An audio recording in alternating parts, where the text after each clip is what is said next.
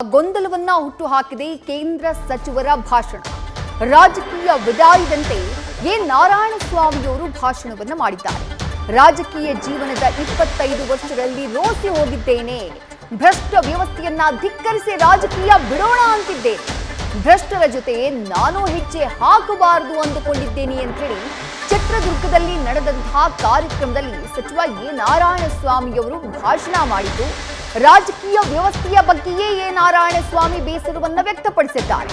ಲೋಕಸಭಾ ಚುನಾವಣೆಗೆ ಕೆಲವೇ ತಿಂಗಳು ಬಾಕಿ ಇರುವಂತಹ ಸಂದರ್ಭದಲ್ಲಿ ದಿಢೀರ್ ರಾಜಕೀಯ ನಿವೃತ್ತಿಯ ಬಗ್ಗೆ ನಾರಾಯಣಸ್ವಾಮಿಯವರು ಮಾತನಾಡಿರುವುದು ಕುತೂಹಲಕ್ಕೆ ಕಾರಣವಾಗಿದೆ.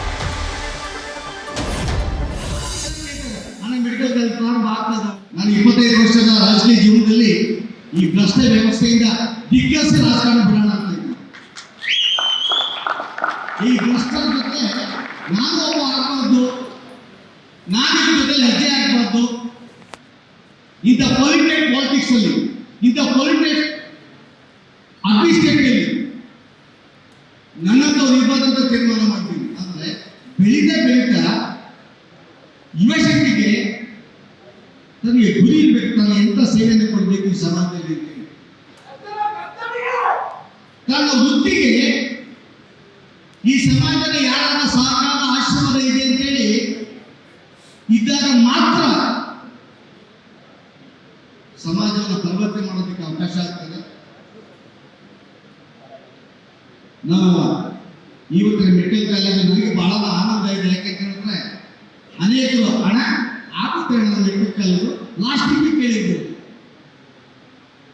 ಅಡ್ಮಿಷನ್ ಆದ್ಮೇಲೆ ಮೆಡಿಕಲ್ ಕಾಲೇಜ್ ಪ್ರಾರಂಭ ಆದ್ಮೇಲೆ ವಿದ್ಯಾರ್ಥಿ ಬಂದು ಇಳಿದ್ಮೇಲೆ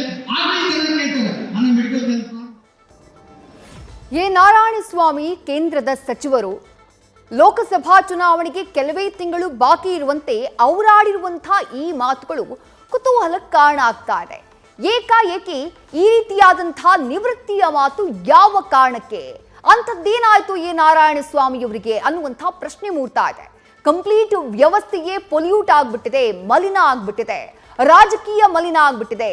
ಇದು ನನ್ನಂಥವರಿಗಾಗಿ ಅಲ್ಲ, ಇಲ್ಲಿ ಭ್ರಷ್ಟ ವ್ಯವಸ್ಥೆಯ ಜೊತೆ ಹೋರಾಟವನ್ನ ಮಾಡುವುದಕ್ಕೆ, ಕೆಲಸವನ್ನ ಮಾಡ್ಕೊಂಡು ಸಾಗುವುದಕ್ಕೆ ಖಂಡಿತ ಸಾಧ್ಯ ಇಲ್ಲ ಅನ್ನುವಂಥ ಅರ್ಥದಲ್ಲಿ ನೇರವಾಗಿ ಅದೇ ಮಾತುಗಳನ್ನ ಆಡಿದ್ದಾರೆ ಕೇಂದ್ರ ಸಚಿವರಾಗಿರುವಂತಹ ನಾರಾಯಣಸ್ವಾಮಿಯವರು. ಈ ಭ್ರಷ್ಟರ ಜೊತೆ ನಾನು ಇರಬಾರದು ಅಂದುಕೊಂಡಿದ್ದೇನೆ ಅನ್ನುವಂಥ ಮಾತನ್ನು ಹೇಳಿದ್ದಾರೆ. ಅಲ್ಲಿಗೆ ನಾರಾಯಣಸ್ವಾಮಿಯವರು ಮುಂದಿನ ಲೋಕಸಭಾ ಚುನಾವಣೆಗೆ ಸ್ಪರ್ಧೆ ಮಾಡೋದಿಲ್ವಾ ಅನ್ನುವಂಥ ಕುತೂಹಲ ಸದ್ಯಕ್ಕೆ ಮನೆ ಮಾಡಿದೆ. ನ್ಯೂಸ್ ಫಸ್ಟ್ ನಿರ್ಭೀತಿಯಿಂದ ನಿಮ್ಮ ಪರವಾಗಿ.